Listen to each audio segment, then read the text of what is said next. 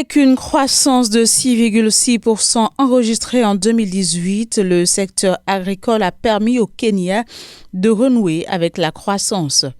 À en croire le Bureau kenyan des statistiques, cette embellie a permis de porter la croissance du produit intérieur brut à 6,3% en 2018 contre un ralentissement à 4,9% enregistré un an plus tôt en raison d'une grave sécheresse.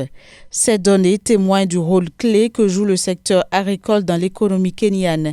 Cependant, les perspectives de 2019 sont beaucoup moins enthousiastes car d'après les prévisions de la Banque mondiale, la croissance kenyane devrait descendre à 5,7% en raison de la sécheresse qui frappe le secteur agricole.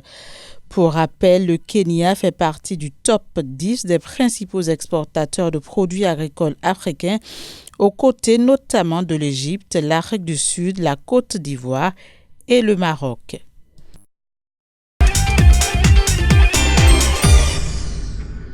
Le continent noir pourrait gagner jusqu'à 29 milliards de dollars de recettes directes avec l'interconnectivité aérienne de ces pays.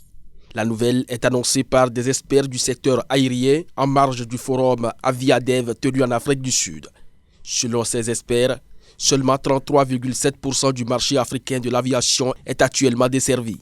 En accélérant donc le processus d'intégration du continent, l'Afrique pourrait bénéficier de ses revenus supérieurs au produit intérieur brut de plus de la moitié de ces pays. De quoi conforter davantage les pays du continent qui ont déjà entamé un processus d'ouverture de leur espace aérien.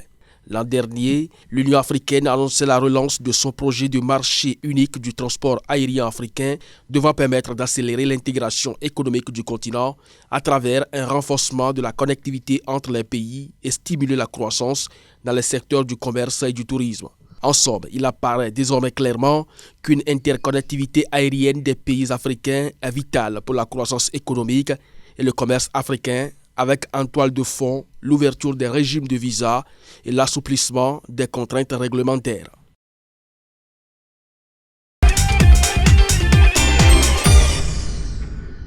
Le bulletin trimestriel des statistiques de la BCEAO pour le 4e trimestre 2018 souligne globalement que le produit intérieur brut a enregistré un accroissement de 6,8% au sein de l'espace UEMOA après 6,6% un trimestre plus tôt. La croissance de l'activité économique reste tirée par le secteur tertiaire dont la contribution s'est établie à 4 points de pourcentage, stable par rapport aux réalisations notées lors du trimestre précédent. Quant à la contribution du secteur secondaire, elle est ressortie à 1,6 points de pourcentage, en hausse de 0,1 point de pourcentage par rapport au trimestre précédent. En ce qui concerne l'apport du secteur primaire à la croissance de l'espace UEMOA, il a été de 1,2 points de pourcentage, soit 0,1 point de pourcentage de plus par rapport aux réalisations du 3e trimestre 2018. S'agissant du taux d'inflation, il est ressorti à 0,9% au 4e trimestre 2018 après 0,4% un trimestre plus tôt. Cette évolution est essentiellement imputable aux composantes transport, logement et communication. En effet, la composante transport, avec une contribution de 0,1 point de pourcentage, a été affectée par l'ajustement à la hausse des prix des carburants au Burkina Faso, en Côte d'Ivoire et au Togo. Parallèlement, la contribution de la rubrique logement s'est affichée à 0,1 point de pourcentage en lien avec le renchérissement des loyers, notamment en Côte d'Ivoire et au Niger d'une part et la hausse des combustibles au Mali et au Sénégal d'autre part.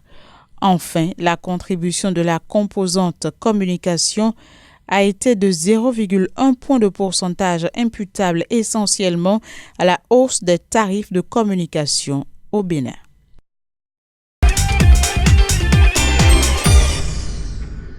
La campagne cotonnière 2019-2020 s'annonce prometteuse en Côte d'Ivoire. Après une production de 430 000 tonnes de fibres réalisée dernièrement, le pays s'attend à une récolte plus importante de 500 000 tonnes cette année, au dire du secrétaire exécutif de l'Association des égreneurs ivoiriens. soit une hausse de 16%. Déjà, les agriculteurs préparent la terre dans le pays et ils devraient commencer très rapidement à semer avec les premières pluies de ce mois de mai. Quatrième producteur africain de coton derrière le Mali, le Burkina Faso et le Bénin, la Côte d'Ivoire nourrit de grandes ambitions pour la fibre blanche. La prévision de 500 000 tonnes annoncée pour la campagne 2019-2020, si elle était réalisée, serait une avancée majeure pour Abidjan qui caresse le rêve d'atteindre une récolte de 600 000 tonnes en 2020. D'après les données du gouvernement ivoirien, 108 milliards de francs CFA de coton ont été engrangés en 2017 par les producteurs ivoiriens de coton, soit un niveau en hausse de 40,2% par rapport à celui de 2015, chiffré à 77 milliards de francs CFA.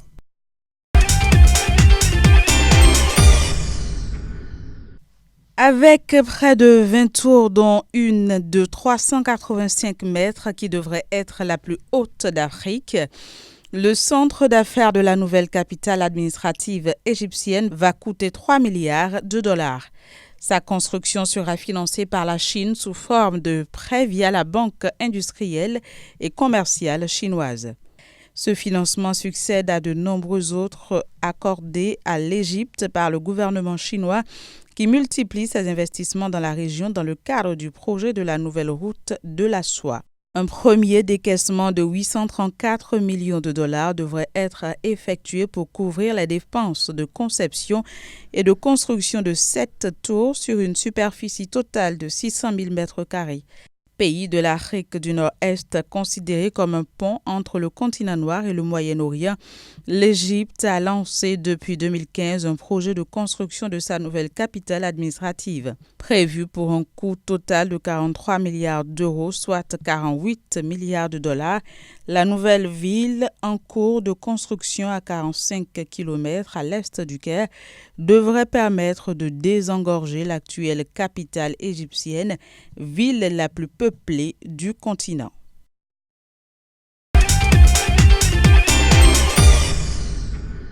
Il y a des progrès importants qui ont été réalisés, mais beaucoup reste à faire afin que les populations ressentent davantage les fruits des efforts consentis par le pays.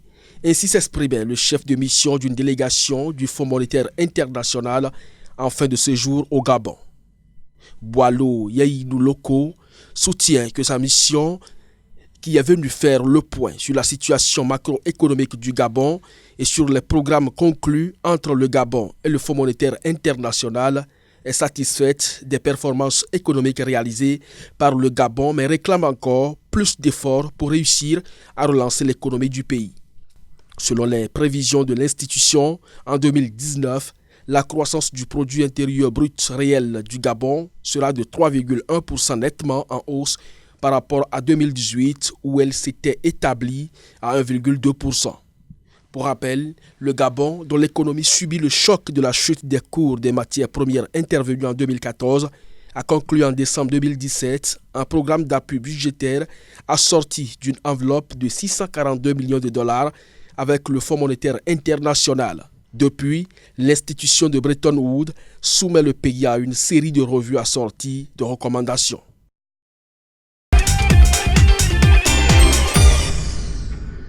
« 300 millions de dollars, c'est la somme que les États-Unis d'Amérique vont débloquer au profit du projet One District, One Factory au Ghana, prévu pour être remis sous forme de garantie par la United States of America Export-Import Bank. Ce nouveau financement sera mis à la disposition des clients de la Ghana Export-Import Bank, dont les clients pourront ainsi bénéficier de garanties pour l'achat de machines et d'équipements aux USA pour leurs usines dans le cadre de l'initiative One District, One Factory. Cette initiative, créée en 2016 par le gouvernement du président Akufo-Addo, vise à accélérer l'industrialisation de l'économie ghanéenne via la construction de nombreuses usines de fabrication au Ghana. Les garanties accordées aux entreprises seront plafonnées à un montant maximum de 10 millions de dollars. De quoi permettre aux bénéficiaires d'adopter les technologies et équipements américains de pointe et de les financer à des taux compétitifs. Elles pourront ainsi croître, devenir plus compétitives, embaucher plus de travailleurs et payer des impôts qui peuvent financer le développement du pays.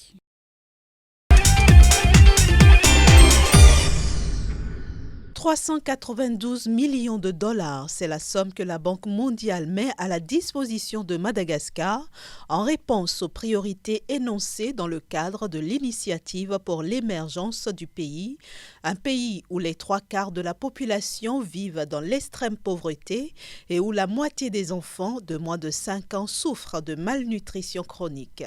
La somme octroyée sera répartie entre 4 secteurs, à savoir l'aide aux familles démunies en raison de 90 millions de dollars, l'amélioration de l'accès à l'électricité, 150 millions de dollars, la sécurisation des titres fonciers, 52 millions de dollars et une aide budgétaire de 100 millions de dollars. Une première dans l'histoire des relations qui unissent les deux parties. En effet, c'est la première fois que la Banque mondiale, qui octroie des financements chaque année à Madagascar, accorde une aide budgétaire de 100 millions de dollars. Le financement intervient cette année, quelques mois après la prise de fonction d'Andry Rajoelina, arrivé au pouvoir au terme d'une transition démocratique pacifique, alors que la Grande Île a connu plusieurs crises politiques depuis son indépendance en 1960. Mais la Banque mondiale estime qu'il y a une énorme opportunité compte tenu de la stabilité actuelle. L'institution a aussi annoncé qu'elle poursuivra avec le gouvernement malgache les discussions en vue du déblocage dans le courant du mois de juin de 450 millions de dollars supplémentaires.